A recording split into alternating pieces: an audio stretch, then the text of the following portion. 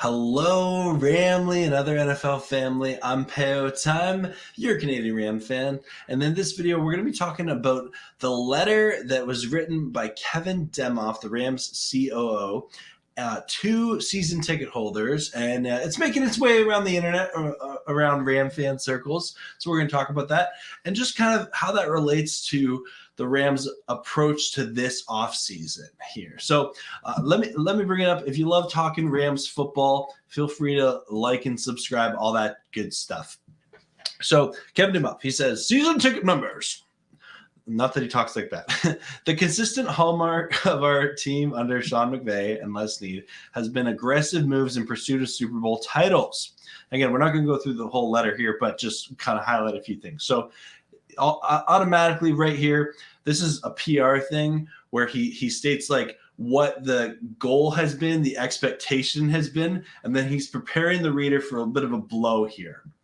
So that's in the first one. He talks about, he recognizes the success the Rams have had. And in this second one, he talks about, pardon me, we always knew that there would be a time when we would have to pull back our typical approach to help continue our sustained run at success.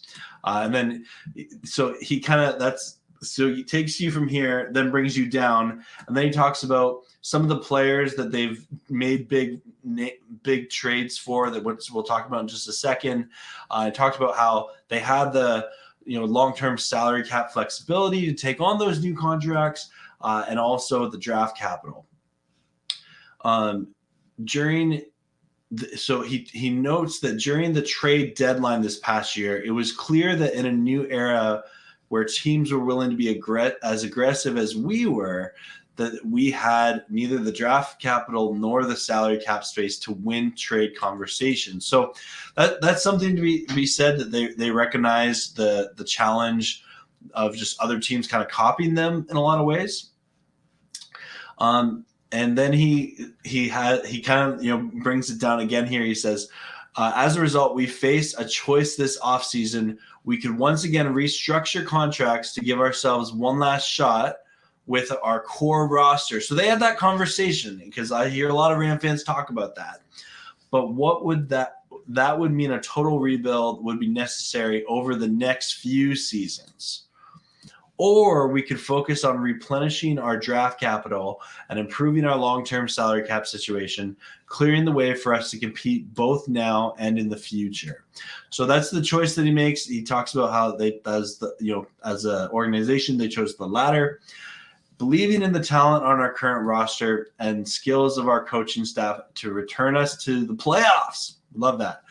He highlights that we have 11 draft picks this year, and 3 in the top 77. And then they have nearly all of our 2024 picks to both build next year and have capital to make trades at this year's trade deadline. So that's something we'll be watching for sure. And he kind of, again, he talks about this, how the moves that they've made, they're projected to have more than $60 million in cap space in 2024, the most salary cap that we've had since our move to Los Angeles. And I have a video about some of the free agents they might look to acquire. I'll link that in the comment section with that cap space. And then he gets really like stern here, right? And he's like, let me be clear. Our goal is in 2023 is to win the NFC West and make a deep playoff run. So assuring fans and season ticket holders, they're not they're not tanking. But he talks about how the 2018 Super Bowl, we featured 19 starters out of the 22 that didn't start, or sorry, the 2021 Super Bowl had 19 starters out of the 22 that didn't start in the Super Bowl 3 years prior in 2018. It talks about the health of Stafford, Kupp, and Donald, which is exciting. Talks about young players, so Cam Akers. This would imply that Cam Akers is here to stay. Kobe Durant, Van Jefferson, Ernest Jones by name, to take on more prominent roles.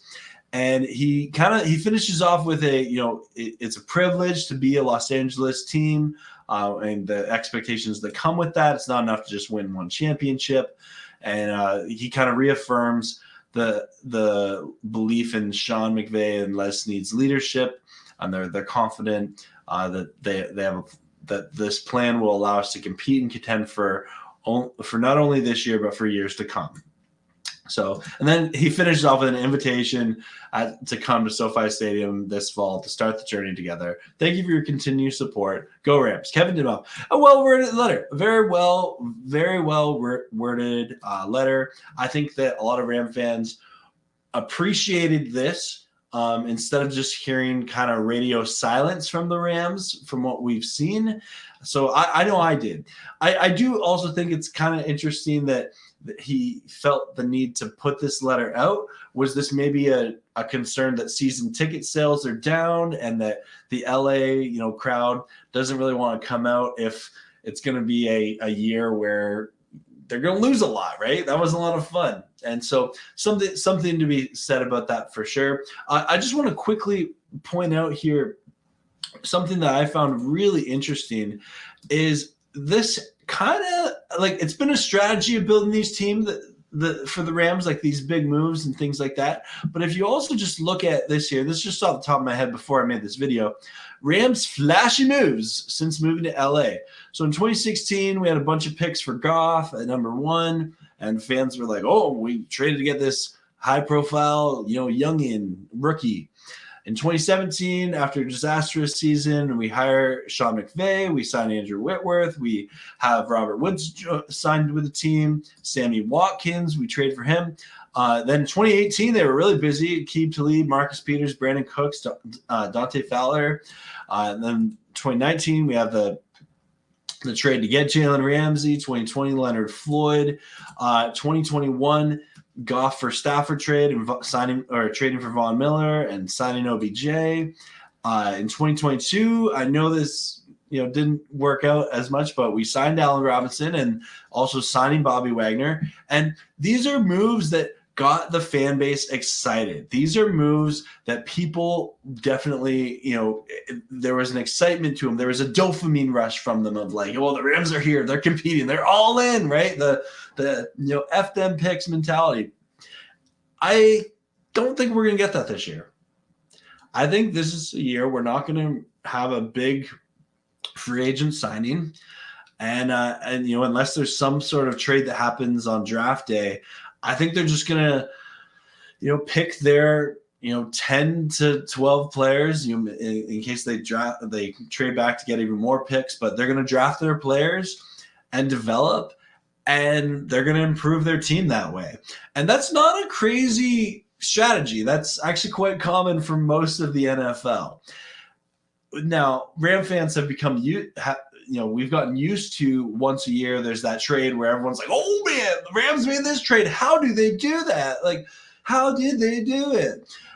But that being said, I think this year it's not coming.